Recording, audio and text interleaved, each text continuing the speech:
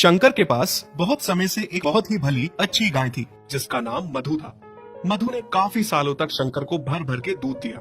जब वो बहुत करीब हुआ करता था तब से मधु उसके पास थी और मधु की वजह से शंकर की गरीबी दूर हुई। उसका दूध इतना टेस्टी और मीठा दूध था कि सारे गांव वाले उसी के घर से दूध ले जाना पसंद करते थे। लेकिन अब समय ऐसा आ गया था कि मधु ना तो बच्चे दे सकती थी और ना दूध, वो बूढ़ी हो चुकी थी। लेकिन मधु की ही जनी हुई दो बेटियां चांदनी और रोशनी शंकर के घर में थी। दोनों गायें अब शंकर का घर चला रही थी। अच्छा खासा दूध देती थी दोनों। इस बात से मधु को गर्व भी होता था कि उसकी बेटियां उसकी जगह दूध दे रही हैं। चांदनी, आज तो तुमने बहुत दूध दिया बहन। मुझे लग रहा है तुमने आज ज्यादा ही चारा खा लिया था। हाँ दीदी, आज मैंने कुछ ज्यादा ही खा लिया था। भूखी इतनी तेज थी आज कि खाते खाते पता ही नहीं चला। मेरी बच्चियों, मुझे इस बात का गर्व है कि मैं मालिक को दूध नहीं दे सकती। अब बूढ़ी हो गई हूँ, पर तुम दोनों मेरा अंश, मेरा नाम रोशन कर रही हो। मालिक को इतना दूध देके उनका घर चला रही हो। मैं तो किसी काम की नहीं रही अब। ऐसा ना कहो माँ, जितना तुमने मालिक के लिए किया है उतना तो हम दोनों भी मिलके नहीं कर सकती। और जो मालिक मेरे लिए कर रहे हैं, हालांकि मालिक को मुझसे कोई फायदा नहीं हो रहा, मुफ्त का पाल रहे हैं मुझे। उनकी जगह कोई दूसरा होता तो मुझे कब का कसाई को बेच चुका होता। पर मालिक मुझे कितना प्यार करते हैं, अब भी मेरी कितनी देखभाल करते हैं। शंकर जितना प्यार चांदनी और रोशनी को करता था उतना ही वो मधु को भी करता था। उसको अपने पुराने दिन याद थे जब उसकी बहुत खस्ता हालत थी। उसको मधु के किए का बहुत एहसास था। मधु ने उसके बाद चांदनी और रोशनी को जन्म दिया। मधु की दोनों बेटियां अब अपनी माँ का फर्ज निभाती हैं और मालिक को वो भी मधु की तरह खूब सारा दूध देती है। शंकर सुबह सुबह दोनों गायों से दूध लेता और अपने ऑटो में दूध डाल के शहर ले जाके बेच देता। विधि, ओ विधि। हाँ जी, कहिए। मैं जा रहा हूँ दूध लेकर शहर। शायद आज मुझे आने में थोड़ी देर हो जाए। तुम ऐसा करना, चारा काट के रख देना, फिर घर आके मैं खुद ही चारा ले आऊंगा। ठीक है। शंकर दूध निकाल के ऑटो में डाल के ले जाता है और विधि चारा काटने चली जाती है। थक गई। चारा तो मैंने काट दिया। अब ऐसा करती हूँ, चारा खुद ही घर ले जाती हूँ। पता नहीं शाम को वो कब आएंगे थके हुए। विधि चारा सर पे उठा के खुद ही घर ले जाने लगी। थोड़ा भारी होने की वजह से चारा एक जगह सर से गिर जाता है। ओहो, ये घास तो सारी गिर गई। अब फिर से समेटनी पड़ेगी। नमस्ते विधि बहन। नमस्ते भाई साहब। ये क्या बहन, इतना सारा चारा कहाँ ले जा रही हो आप? गाय भी तो तीन तीन है हमारे पास, इतना चारा तो लग ही जाता है। अरे बहन जी, माना दो गाय आपकी दूध देती है, आपकी कमाई उन्हीं पे टिकी है। पर एक गाय को तो आप फ्री में ही खिला रही हो ना तो वो दूध देती है और ना ही किसी काम की है। मैं ये कह रहा था कि उस गाय को मुझे बेच दो 7,000 में। इसमें मेरा क्या है बहन जी, बस 1,000 रुपए निकालूंगा, आगे दूसरे व्यापारी को बेच दूंगा। मैं भी आपके और भाई साहब के बारे में ही सोचकर बोल रहा हूँ, नहीं तो सारी उम्र पालते रहोगे मुफ्त में। हाँ ठीक है भाई साहब, मैं उनसे बात करके बताती हूँ। विधि चारा सर पे बांध के घर चली जाती है, पर उस व्यापारी की बात उसे कहीं न कहीं सही लग जाती है। शाम को जब शंकर घर आता है तो विधि उससे मधु को बेचने की बात करती है। विधि, तुम पागल हो गई हो क्या? तुमने ये बात सोची भी कैसे? किसने तुम्हारे दिमाग में ये बात घुसा दी और तुम उसी के कहने पर चल रही हो? उसका क्या है, यहाँ से सस्ते भाव में ले जाएगा, आगे डबल में बेचेगा। ये व्यापारी ऐसे ही होते हैं। तो कौन तुम्हें इसका लाख रुपए देगा? मुफ्त का खिलाने से अच्छा है 7,000 तो आ जाएंगे ना। कैसी बातें कर रही हो तुम? भूल गई, आज हम जो कुछ भी है मधु की वजह से ही है और चांदनी और रोशनी भी उसी की देन है। ओहो मेरे दयालु पति, तुम भी ना, जैसा मैं कहती हूँ वैसा ही करो। वैसे भी उससे हमें कोई फायदा नहीं हो रहा है। अच्छा, कल को मैं भी किसी वजह से अगर काम ना कर पाऊँ, बीमार रहने लगूं, तो तुम मुझे भी घर से निकालने की बात करोगी? बस मैंने कह दिया, मधु यही रहेगी हमेशा मेरे साथ, मेरे घर में। वो इस घर के लिए बहुत शुभ है।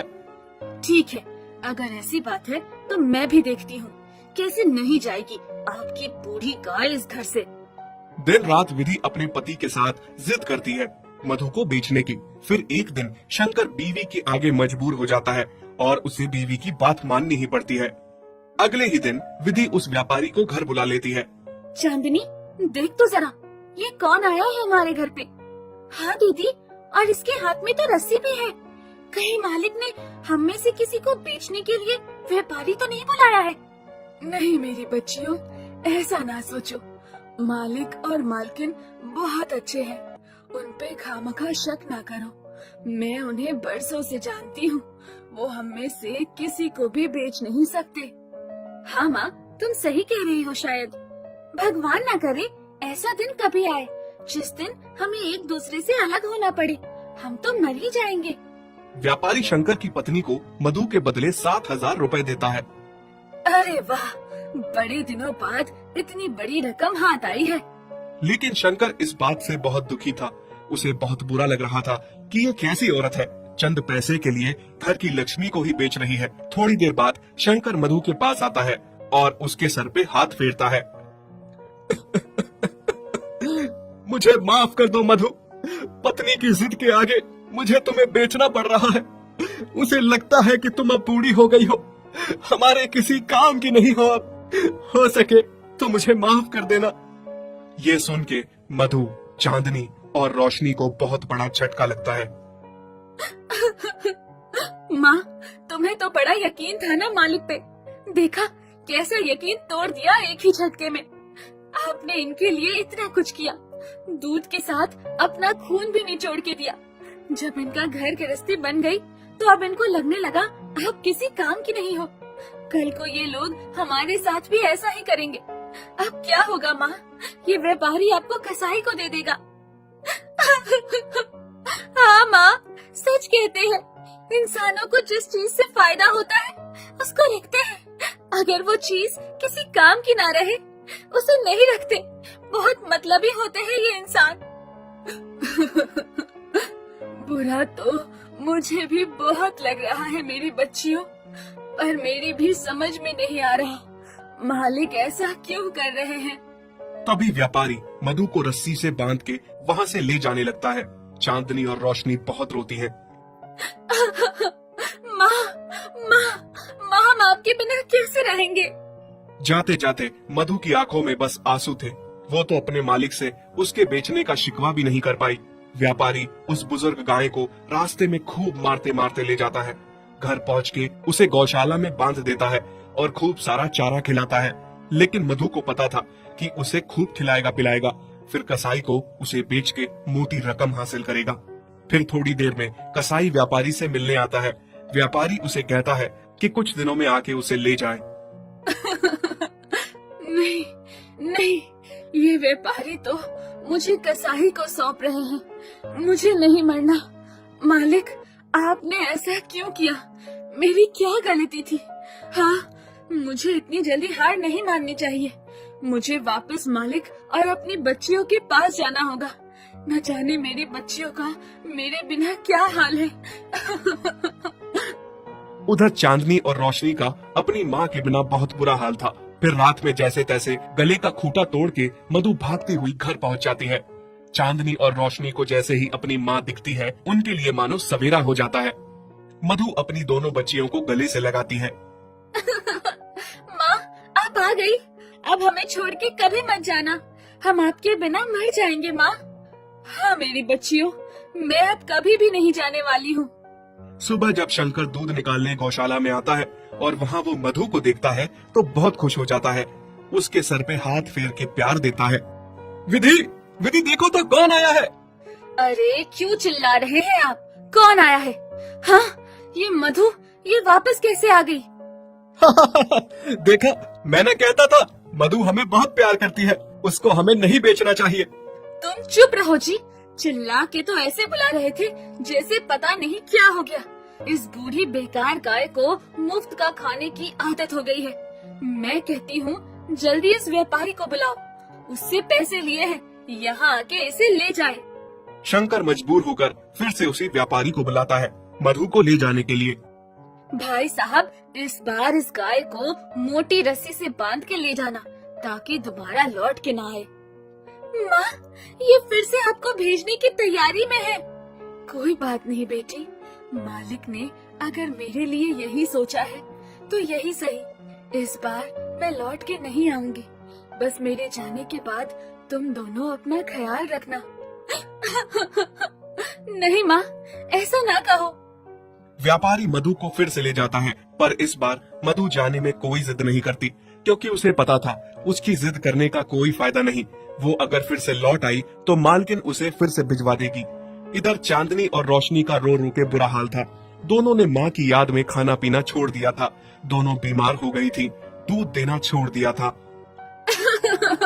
देखिए ना जी, किसकी नजर लग गई हमारे घर को। चांदनी और रोशनी कितनी बीमार है, खाना पीना छोड़ दिया है दोनों ने। इतना अच्छा कारोबार हमारा बंद हो गया है।